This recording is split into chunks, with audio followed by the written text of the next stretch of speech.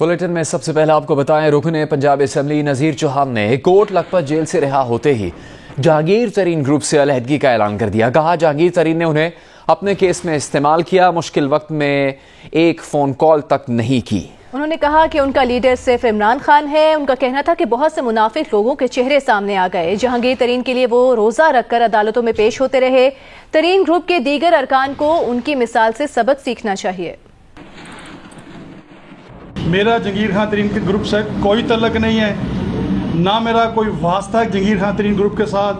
میں یہ سمجھتا ہوں کہ جہانگیر خان ترین نے مجھے برملا استعمال کیا اور اس اپنے کیس کے لیے استعمال کر کے مجھے پھینکا۔ ان کو شرم آنی چاہیے تھی کہ جنہوں نے میرا حال تک نہ پوچھا آ کے ہاسپٹل میں کہ چوہان صاحب آپ کی طبیعت کیسی ہے۔ مجھے افسوس اور دکھ سے کہنا پڑتا ہے کہ ایسا بندہ جو اس قابل ہی نہیں ہے کسی دوست کو ساتھ لے کے چل سکے کہ اس نے نہ میری عیادت کی اور نہ میرے بچوں سے پوچھا کہ آپ کے والد کا کیا حال۔ تو میں سمجھتا ہوں کہ یہ بالکل مجھے یوز کیا گیا۔ جو لوگوں کی اوقات تھی، دوسرے لفظوں میں جو لوگوں کی حیثیت تھی، جو لوگوں کی منافقت تھی، جو لوگوں کے چار فیس تھے، وہ کم از کم سامنے آ گئے۔ نہ تو میں نے جہانگیر خان ترین کو اپنا کوئی لیڈر ماننا تھا اور نہ وہ لیڈر ہونے کے قابل ہے۔ اور لاہور میں 5 روز پہلے شروع ہوئی جرم کی داستان کا ساہیوال میں ڈراپ سین ہو گیا۔ لاہور کے علاقے ہنجروال سے غربت اور بھوک کی شکار 4 بچیاں گھروں سے نکلیں اور جرائم پیشہ افراد کے ہتھے چڑھ گئیں۔ پہلے ایک رکشہ ڈرائیور نے 4 گھنٹے لاہور میں گھمایا، پھر دوسرا رکشہ ڈرائیور لاہور سے ساہیوال لے گیا۔ جرائم پیشہ افراد کے حوالے کر دیا گیا۔ ساہیوال کے مکان میں 4 میں سے ایک بچی کا موبائل فون آن ہوا تو پولیس نے کال لوکیٹر کی مدد سے چھاپا مار کر بچیوں کو بازیاب کروایا۔ ذرائع کے مطابق ساہیوال کے مکان میں پولیس نے مشتبہ شخص کی گرفتاری کے لیے چھاپا مارا تو اس نے بچیوں کی موجودگی کا انکشاف کیا، جس پر بچیوں کو اس مکان سے بازیاب کروا لیا گیا۔ پولیس نے ساہیوال لانے والے رکشہ ڈرائیور اور اس کی بیوی سمیت 6 افراد کو گرفتار کر لیا ہے۔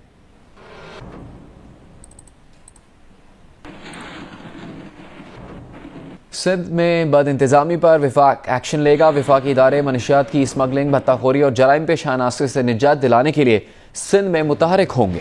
وزیر اعظم عمران خان کی زیر صدارت سندھ اسٹریٹجی کمیٹی کے اجلاس میں اہم فیصلے کیے گئے ہیں۔ کہا گیا ہے کہ وفاقی حکومت سندھ کے عوام کو ریلیف دینے کے لیے اقدامات کرے گی۔ سندھ میں رینجرز، ANF، FIA اور کسٹم کو متحرک کرنے کا فیصلہ کیا گیا ہے۔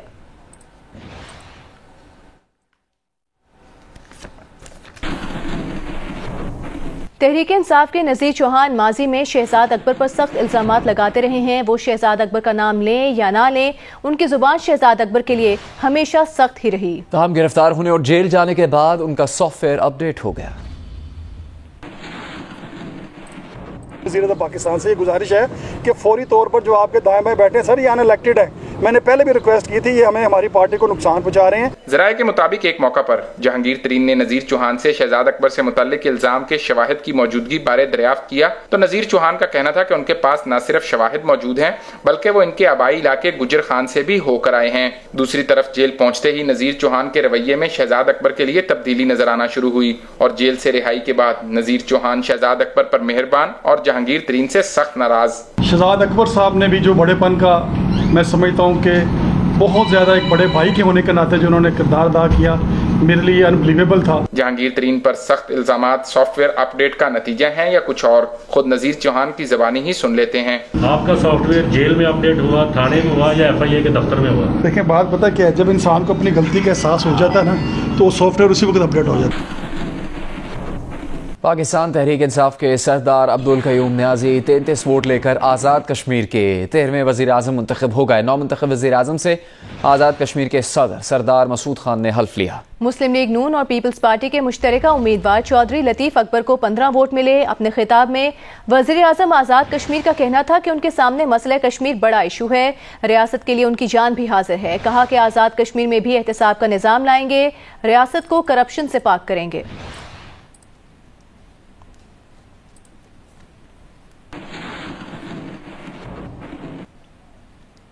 وزیر اعظم آزاد کشمیر کے چناؤ کے لیے وزیر اعظم عمران خان نے بیرسٹر سلطان محمود چودھری، سردار تنویر الیاس، خواجہ فاروق اور دیگر امیدواروں کے انٹرویوز کیے تھے۔ ذرائع کا کہنا ہے کہ وزیر اعظم عمران خان کو مشورہ دیا گیا تھا کہ PTI کے لیے آزاد کشمیر میں 13 یا 18 کا ہندسہ برکت والا ہو سکتا ہے، ساتھ ہی لفظ ऐन से शुरू होने वाला नाम हो तो आज़ाद कश्मीर हुकूमत न सिर्फ मुद्दत पूरी करेगी अपनी, बल्कि PTI कश्मीर में मुस्तहकम होगी। इसके बाद हल्का L13 से अंसर अब्दाली और हल्का L18 से सरदार अब्दुल कयूम खान न्याजी को वज़ीर आज़म पाकिस्तान का हेलीकॉप्टर भेजकर मुजफ्फराबाद से इस्लामाबाद बुलवाया गया। इनसे कश्मीर पॉलिसी और उमूर रियासत कश्मीर समेत दीगर इशूज़ पर तबादला ख्याल हुआ। पार्टी ज़िम्मेदारों से मशावरत के बाद सरदार अब्दुल कयूम न्याजी को आज़ाद कश्मीर का नया वज़ीर आज़म नामज़द कर दिया गया।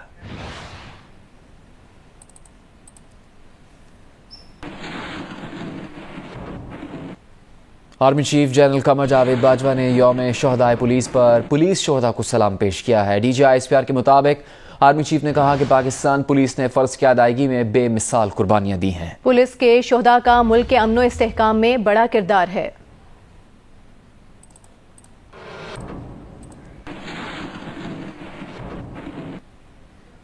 और अब आपको बताएंगे, मकबूजा कश्मीर की खुसूसी हैसियत के खात्मे के 2 साल मुकम्मल होने पर दुनिया भर के कश्मीरी कल यौम स्याह मनाएंगे, जबकि हुर्रियत कॉन्फ्रेंस ने मकबूजा वादी में 5 से 15 अगस्त तक अशरा मुज़ाहमत मनाने का ऐलान किया है। कल 5 अगस्त को मकबूजा कश्मीर में मुकम्मल हड़ताल होगी। लाल चौक की तरफ मार्च किया जाएगा, से आज झंडे लहराए जाएंगे।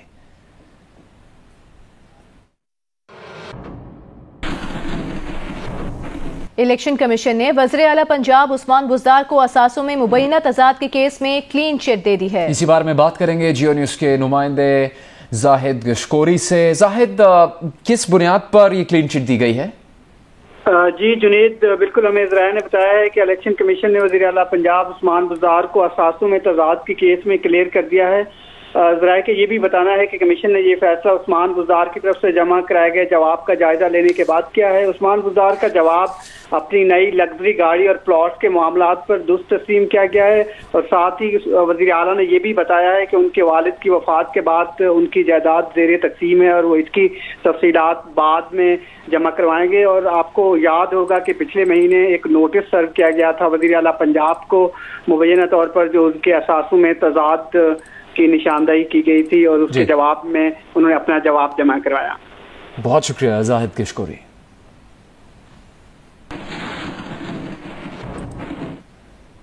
खेल के मैदान से खबर, टोक्यो ओलंपिक्स में पाकिस्तानी एथलीट अरशद नदीम मेडल की सबसे बड़ी उम्मीद बन गए।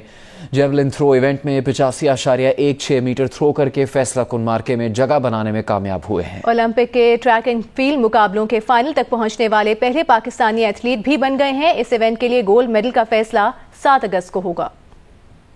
फासला जरूर है, मंजिलों से दूर है, हौसला मगर दिखाना चाहिए।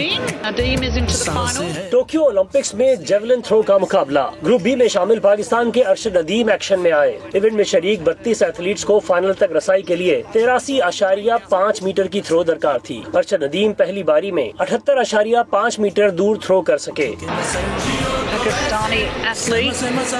लेकिन दूसरी बारी में अरशद नदीम छा गए। अरशद ने बेहतरीन थ्रो की, नेजा 85.16 मीटर दूर फेंका और फाइनल के लिए क्वालिफाई कर गए।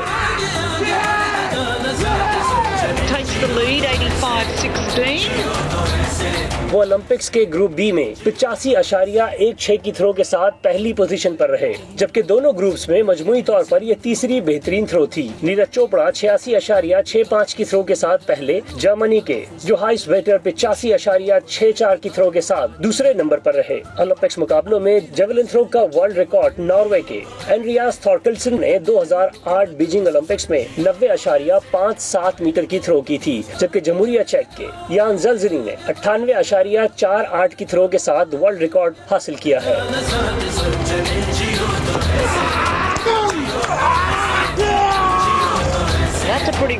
टोक्यो ओलंपिक्स में जेवलिन थ्रो के फाइनल मुकाबले 7 अगस्त को पाकिस्तानी वक्त के मुताबिक शाम 4 बजे शुरू होंगे।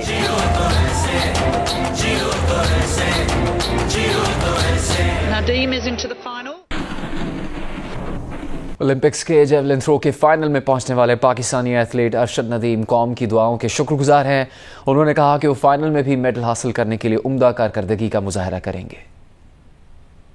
शुक्र अल्लाह ताला ने मुझे फाइनल के लिए क्वालिफाई कराया है और मैं शुक्रगुजार हूँ अपनी पाकिस्तानी कौम का, जिनकी दुआएं थी मेरे साथ, और मैं अभी माशाल्लाह फाइनल के लिए क्वालिफाई किया है। اور میں اپنی قوم سے یہی کہوں گا کہ میرے لیے مزید اور دعا کریں تاکہ میں فائنل میں اچھا پرفارم کروں اور پاکستان کا جھنڈا پوری دنیا میں لہراؤں. اور میں اپنے کوچ صاحب کا شکریہ ادا کرتا ہوں جنہوں نے مجھے رات دن محنت کروائی ہے. میں ان کا بہت شکر گزار ہوں اور انشاءاللہ ہم ایسے ہی پرفارم کرتے رہیں گے. پاکستان زندہ باد. افغانستان کے وزیر خارجہ محمد حنیف اتمر نے فون پر بھارتی وزیر خارجہ ایس جے شنکر سے رابطہ کیا اور افغانستان کی صورتحال پر سلامتی کونسل کا ہنگامی اجلاس بلانے پر تبادلہ خیال کیا. افغان وزیر خارجہ نے سوشل میڈیا پر پیغام میں لکھا کہ انہوں نے جے شنکر کو فون کیا اور افغانستان کی صورتحال پر ہنگامی اجلاس بلانے پر بات کی. انہوں نے کہا کہ اقوام متحدہ اور عالمی برادری کو طالبان کے تشدد اور مظالم کی وجہ سے افغانستان میں پیش آنے والے المیہ کو روکنے کے لیے زیادہ سے زیادہ کردار ادا کرنا چاہیے. رواں ماہ کے لیے بھارت کو سلامتی کونسل کی صدارت دی گئی ہے.